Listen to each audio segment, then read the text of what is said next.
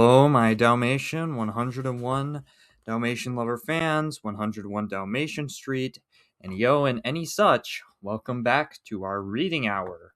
Today I'll be reading chapter 6 and maybe get into chapter 7. Don't really know. So let's get straight into it. Chapter 6, A Horrible Discovery. They won after all, gasped Henry, cringling in the bushes. Those idiots stayed and won. Those blind, stupid men didn't have the good sense to realize they couldn't possibly hold that line, but they did. Now, what are they gonna say when I get back there? Sure as shooting, they're gonna torment me and shame me. Once the officers had ridden off, Henry stood up and angrily trudged on, heading through the thick woods, where the vines and the bushes and the trees grew close together. Well, we're already off to a great start. They're gonna torture me. Oh, I'm not so sure about that. They won the war. You know what? Maybe they will torture you. Oh, that's a nice illustration. Meeting and playing with the squirrel. It looks like he's throwing the thing at the squirrel's head. I wish I could show you, but I can't. But it literally looks like he's throwing the pine cone at the squirrel on the path, and he had to force his way through the separating vines. From bushes and bushes from trees, he hoped that the noise of the branches swinging back into place didn't alert nearby soldiers who might be looking for him. On he went, deeper and deeper into the woods. The sound of the war and deaths were now gone. Only the buzzing of the insects and the singing of the birds reached his ears. Only the sunlight blazing through the trees looked for him. Excuse me. It was a time of total peace for Henry, and he didn't want it to end. A playful squirrel crossed his path and stopped to stare at him. Henry threw a small pine cone towards the furry creature. Chattering with fear, the squirrel scampered off and climbed to the top of the tree. So he did throw it directly at him. Okay. There, safe on a branch, he stopped and looked down in fright at the blue-coated stranger. Henry raised his head and smiled. You have obeyed the laws of nature. You're smarter than all those boys back in the regiment. You saw you were in danger, and you ran, just like I did. You didn't stand there and wait for the pine cone to hit you, just like I didn't wait for those bullets to hit me. Yes, sir, we sure are smarter.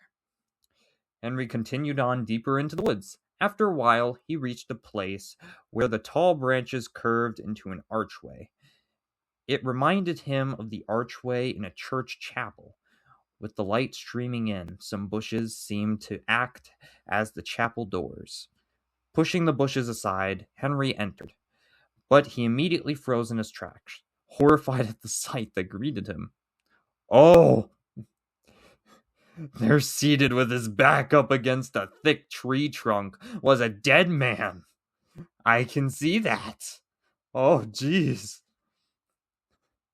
Much as the eyes of the dead fish stared out at the fisherman who caught it, the mouth of the corpse hung open. Oh, dear Lord. That is just, oh. Yeah, I'd be pretty scared and horrified too. Henry stopped breathing for a moment, then gave a shriek. Carefully placing his hands behind him, one at a time, he groped for the support of a tree. Yes, it says groped. I know what I'm reading. Then he backed out of the chapel, step by step, never once taking his hands off the corpse for fear that the thing might jump up and follow him. Oh, Jesus. That corpse has been there a while, man. Once outside, Henry turned and fled, paying no attention to the vines or the bushes and the thorns that tore at him. All he could see was the dead gray face. All he could hear were the strange voices that he imagined were coming from that dead throat. Voices that were shouting out, Henry Fleming, coward. Voices that were accusing, Henry Fleming, deserter. The peace in nature was gone. Oh, Jesus. How long has he been there? God, if his face is gray. Okay, we're on to chapter 7. Following the wounded throng. That's whatever. Henry kept running until the sun began to sink in the sky. By then, the voices in his head had slowly faded, and he heard only the rustle of the trees in the silent woods. Then suddenly in the distance, the thunderous roar of cannons and the exploding blasts of rifles broke the silence. Henry stopped running and listened. "It's starting again," he whispered. "Only now it seems worse than the fighting I ran away from."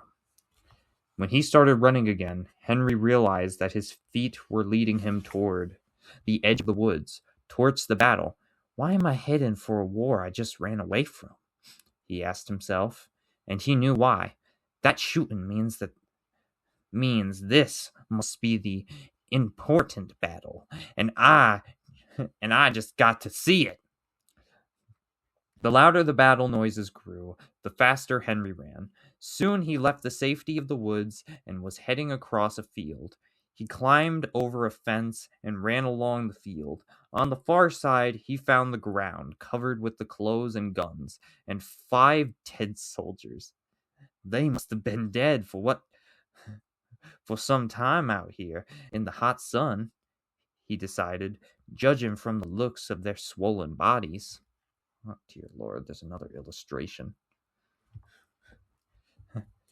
A chill suddenly ran through him, and he hurried off, fearful that one of the corpses would rise and chase him. By the time night was approaching, Henry saw a road in the distance.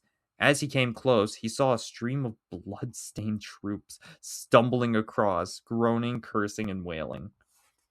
Oh, God, it's like the Night of the Living Dead.